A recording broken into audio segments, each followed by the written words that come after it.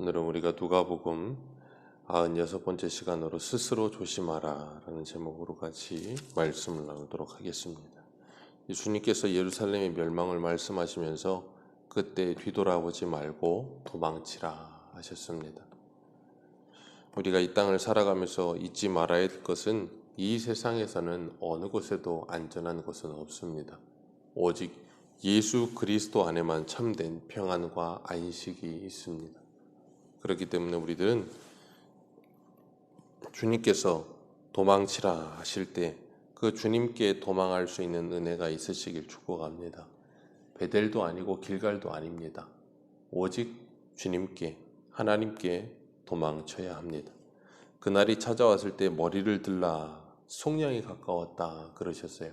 그렇기 때문에 그날이 다가오면 다가올수록 우리가 이 땅에 발 디디고 살지만 우리의 시선은 이 땅에만 집중되어 있지 않고 위의 것을 바라볼 수 있는 은혜가, 머리를 들어 하늘을 바라볼 수 있는 은혜가 있어야 될 줄 믿습니다. 오늘날 이렇게 이 세상을 보면 점점 세상이 어려워져 가고 있고 힘들어져 가고 있는 세상 속에서 우리가 더욱더 하늘을 볼 일이 많아져야 돼요. 이 세상에 자꾸 우리의 모든 것을 올인하며 사는 것이 아니라 우리가 하나님의 나라에 대한 소망이 점점점 커져야 정상인 겁니다. 성령이 오셔서 죄에 대해서, 의에 대해서, 심판에 대해서 우리들을 가르치십니다. 그리고 책망하세요. 이 세상은 하나님의 심판을 받아 마땅한 것을 알게 되는 겁니다. 성령이 오시면 죄가 무엇인지 알거든요. 오직 하나 예수 그리스도를 믿지 않는 게 죄예요. 그렇기 때문에 우리가 예수 그리스도로 말하며 의롭게 되며 그리고 예수 그리스도 안에 있지 않으면 심판을 받게 된다는 것을 분명히 알게 되고 그러는 가운데 우리의 소망은 이 무너질 것에 계속해서 집중되는 것이 아니라 천국 소망 속에서 우리가 하나님의 은혜를 누리는데 29절에 예수님께서 비유를 말씀하십니다. 무화과 나무와 모든 나무를 보라 그러시면서 싹이 나면 여름이 가까이 온 줄 자연이 아는 것 아니냐 그렇게 말씀하세요. 자연의 변화가 일어나지요. 이제 완연하게 가을이 됐습니다. 이제 가을이 되면 저 산도 들도 전부 다 푸르른 것들이 점점점 갈색으로 변해가겠죠. 우리는 그런 걸 보면서 자연이 변해가는 걸 보면서 일기가 바뀌는 것을 보게 되고 계절이 바뀌는 것을 보게 되는데 하나님께서 그것을 통해서 우리가 자연을 분간할 줄 아는 것처럼 이 모든 징조가 일어나게 될 때 너희들은 그것을 보거든 알아라. 하나님의 나라가 가까웠다. 예수님은 사역을 시작하시면서부터 그러셨어요. 회개하라. 천국이 가까웠느니라.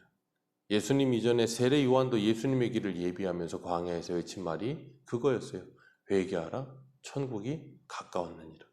예수님은 그 말씀하시고 사역 가운데에도 이 말씀을 하시고 그리고 예수님은 이 십자가에 죽으시고 부활하시어 승천하실 때에도 제자들하고 40일 동안 함께 하시면서 사도행전 1장에 보면 하나님의 나라의 일을 가르치셨다 그랬어요.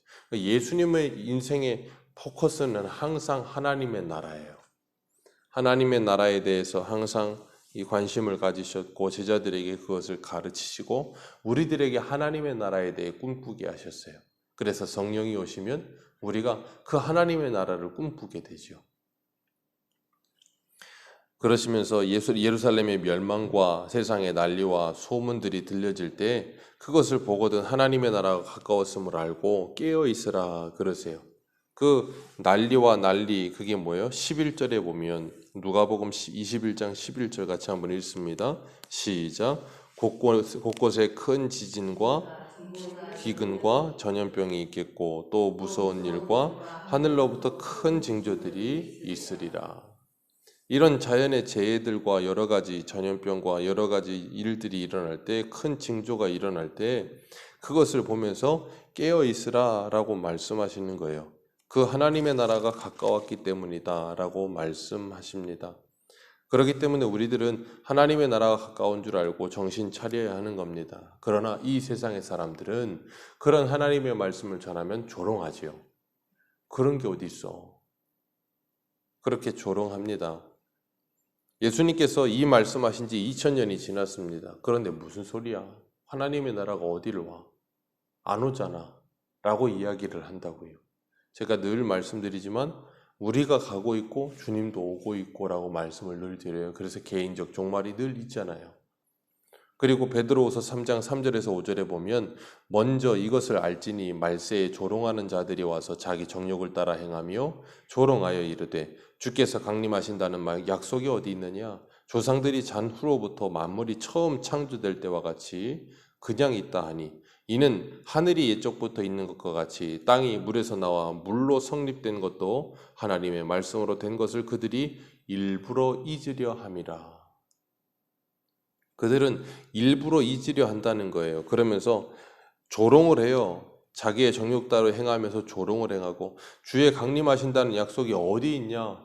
아니 강림하신다며 다시 오신다며 어디 있냐? 그렇게 조롱한다는 거예요. 그게 언제부터 있었다고요? 베드로가 베드로 쓸 때부터 있었다는 거예요. 왜요? 주님께서 곧 오신다. 계시록에도 내가 곧 오리라. 그렇게 계속 반복하셨거든요. 그 곧 이 세대가 가기 전에 오늘 본문에서는 이런 표현을 자주 쓰셨어요. 그런데 이 세대가 가기 전에 오질 않으셨어요. 곧 오신다고 했는데 2000년이 지났어요. 그러니까 그들이 뭐예요? 조롱하는 거예요. 뭐 너희들 말하는 대로 되는 거 없지 않느냐 그 말이에요. 그런데 이 세대가 가기 전에 정말로 예루살렘은 멸망했지요. 그리고 주님께서는 지금도 주께서 하루가 천년같이 천년이 하루같이 하루 같은 것을 이 한 가지를 잊지 말라. 어떤 이들은 더디다고 생각하는 것 같이 더딘 것이 아니라 오직 주께서는 너희에 대하여 오래 참으사 아무도 멸망하지 아니하고 다 회개하기에 이르기를 원하고 계시느니라. 그렇기 때문에 이런 때를 만난 성도들은 하박국 2장 3절의 말씀처럼 이 묵시는 정한 때가 있나니 비록 더딜지라도 반드시 응하리라 하시는 말씀처럼 종말이 속히 이르겠고 결코 거짓되지 아니하리라 하신 이 말씀을 믿고 순종하며 따라가는 거예요. 그래서 우리의 믿음이란 이 언약의 말씀을 믿는 믿음이에요. 이 말씀을 믿기 때문에 뭐예요?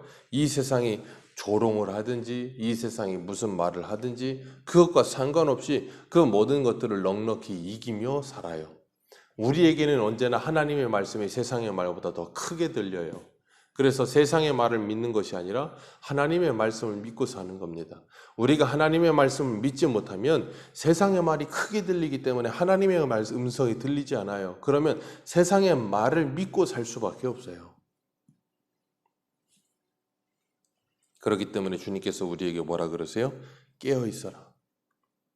하나님의 말씀에 잠들어 있으면 들리지 않는다는 거예요.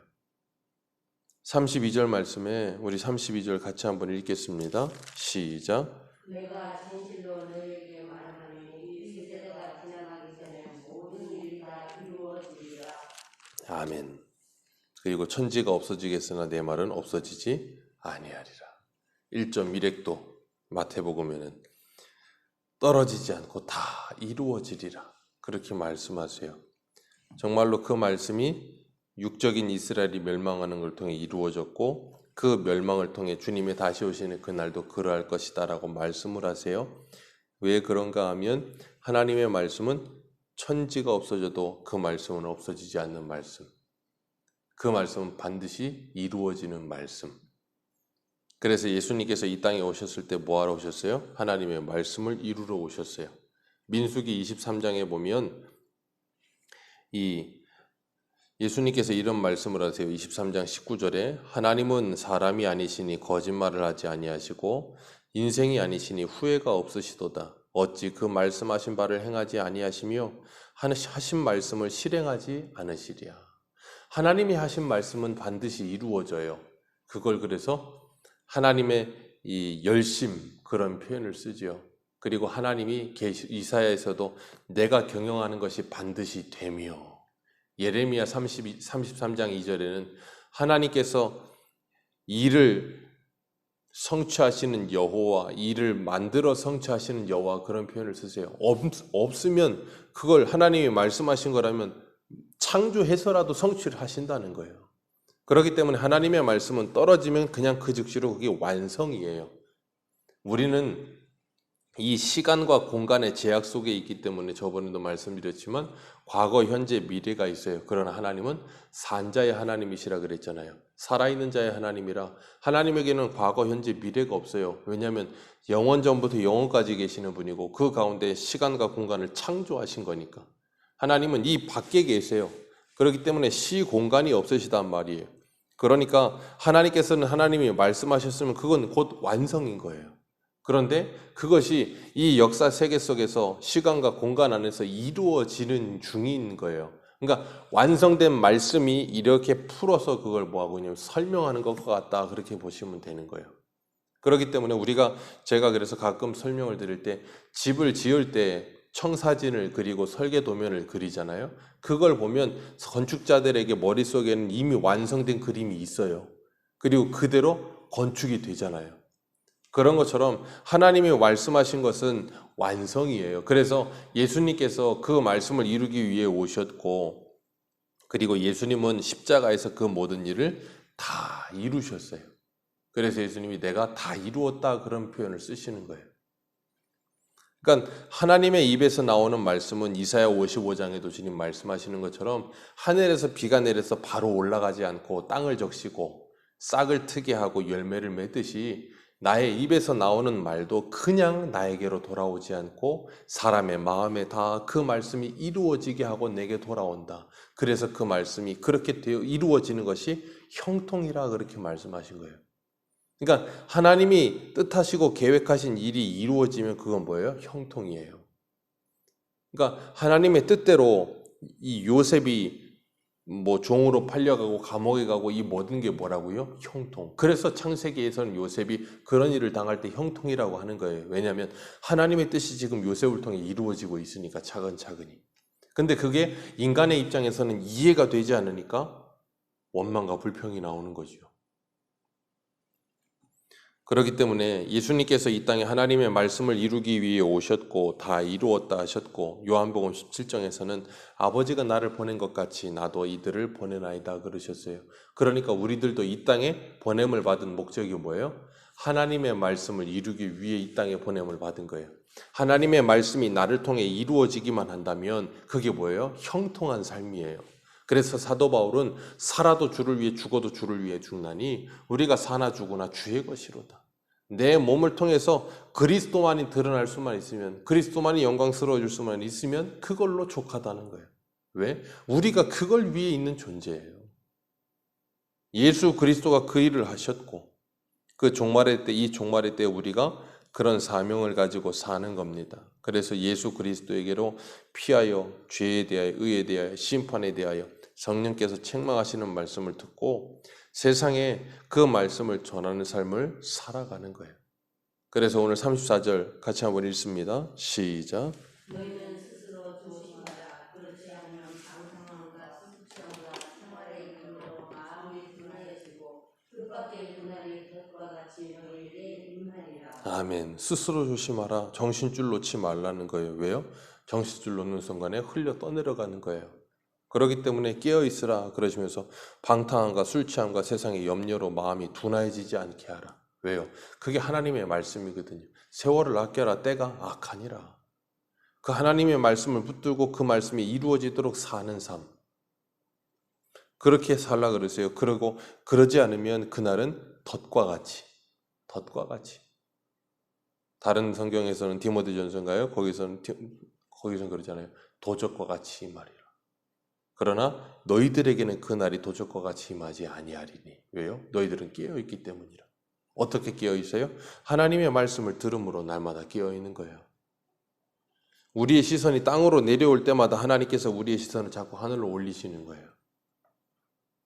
그렇기 때문에 우리가 이 세상이 이렇게 혼란스럽고 어렵고 힘든 거 걱정하지 마세요.